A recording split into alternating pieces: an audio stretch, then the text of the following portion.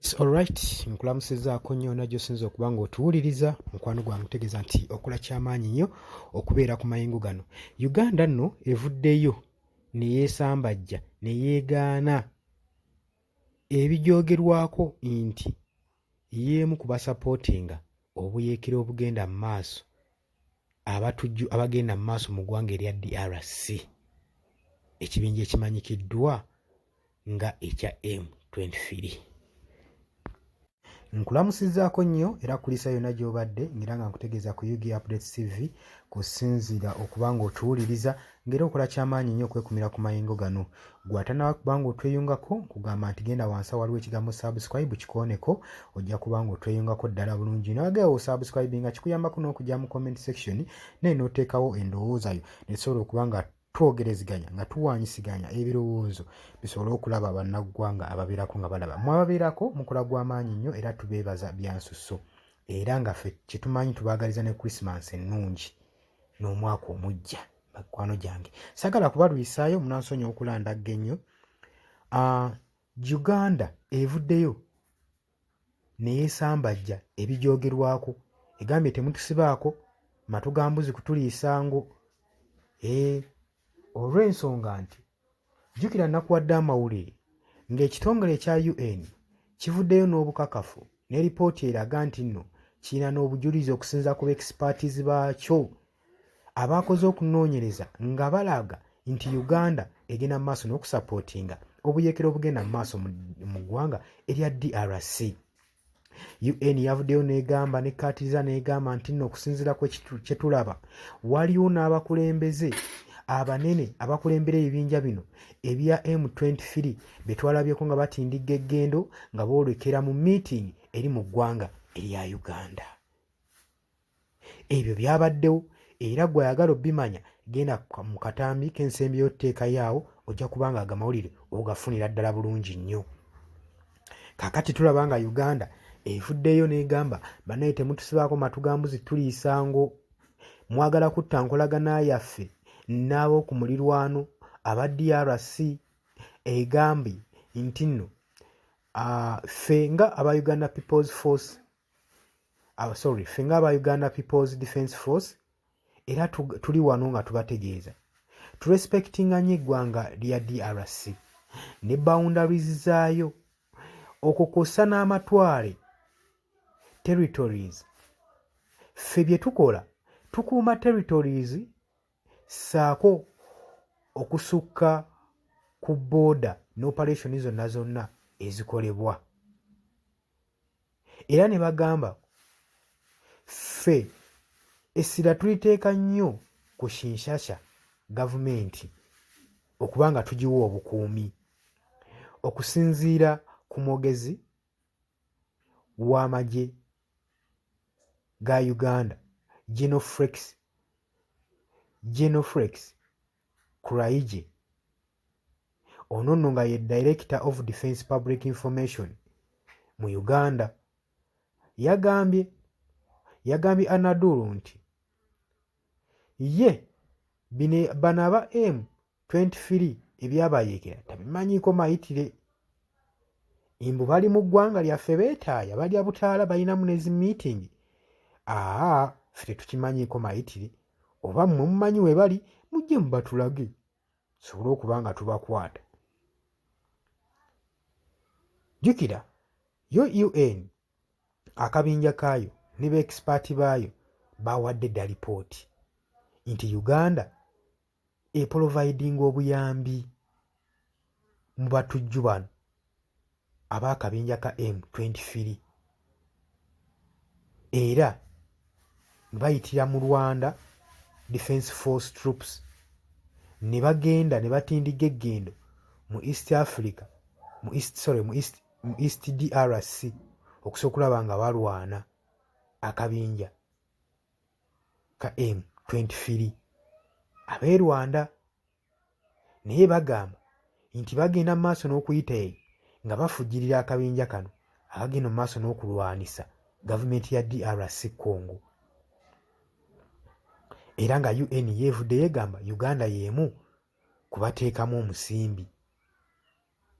UN jjukira bulungi yavuddeyo neya sanctioninga ng'epreventinga M23 rebels naddala abakulembeze okutravolinga okugenda abroad okutindiga eggendo okusala amawanga oba okusala ensalo okudda mu mawanga amalala nga kyegezaako okkugira bano abantu baleme kubeera nga balina free entry ne exit, baleme kuba nga balina omwagaanya oguyingira ssaako n'ogufuluma basobole okuba nga babafunza. Naye agavuddeyo galaga nti UN ekakasa bulungi ne ba-expert baayo nti Uganda yakkirizza abakulembeze b'ekibinja kino ekya M23 okusobola okulaba nga batambulira nga beetaayiza mu matwale gaabwe ssaako n'okubawa omwagaanya ku kisaawe ky'Entebbe ng'omukwano gwange ampuliriza. Naye bino byonna mu kwogerwa akabinja ka M23 kaavuddeyo era mu bigambo byako kaagambye bwe kati okusinziira ku mwogezi waako. Naye sooka ogende maaso n'okusubscribinga kaawo tweyongereyo. Omaze okusubscribinga tusobole okuba nga tweyongerayo awo wansi waliwo ekigambo subscribe kikoonemu tusobole okuba nga tweyongerayo.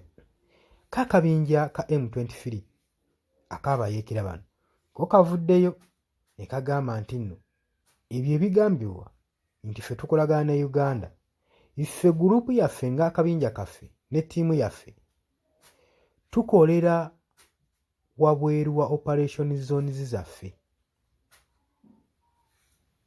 tukolera mu Kampala n'ebibuga ebirala mu East Africa ssaako ne South Africa.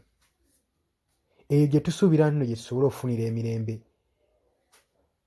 n'ebyaffe bye twogera ne discussions zaffe n'ebyama byaffe. So ebyo mwogera nti nno mwatulabyeko mulimba, kubanga ffe tulondayo ebyo ebibuga bye tusobola okuba nga twekukumamu okusobola okulaba nga tuteekamu enjogera zaffe zibeere za mirembe bye tuteeseganyaako byonna byonna ebyama byaffe. Nga twongera ku nsonga eyo era twagala okujjukiza ekitongole ekya United Nation Groups ne ba expert nti ttiimu yaffe newankubadde ne ba delegations baffe tebasobola kuba nga balipresentingibwa, era ffe tubadde tudeployingibwa oba tudeployinga nga tuteeka meetings zaffe wabweru w'ebitundu bye tuyinamu control olw'ensonga olw'ekuuma eddembe sinantalo mu nsi eyo. Eno statement yayogeddwa Lawrence Kanyuka, ono ye spokesperson w'ekibinja kino ekya M23 komanda.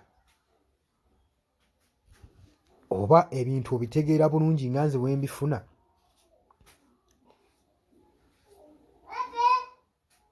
Kino nno kireeseewo akasatiro mu ggwanga naddala amawanga agamu East Africa, South Africa regions.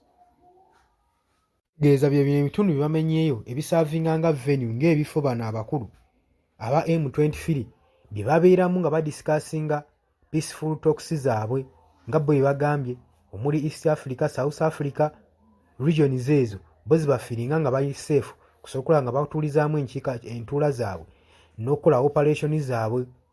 Era bye bifo ebimaze ebbanga eppanvu nga bigenda mu maaso n'okuba nga bituuza abantu bano okugenda mu organisation zaabwe basobole okuba nga balumba Kinshasa ssaako n'okulumba Lugimu okusobola okulaba mbubbo nga baleeta emirembe mu ggwanga nga bye bagamba bo ba M23 banootinze, bo baagala kuleeta peace na mirembe mu ggwanga lyabwe, bo we batwe bagambye.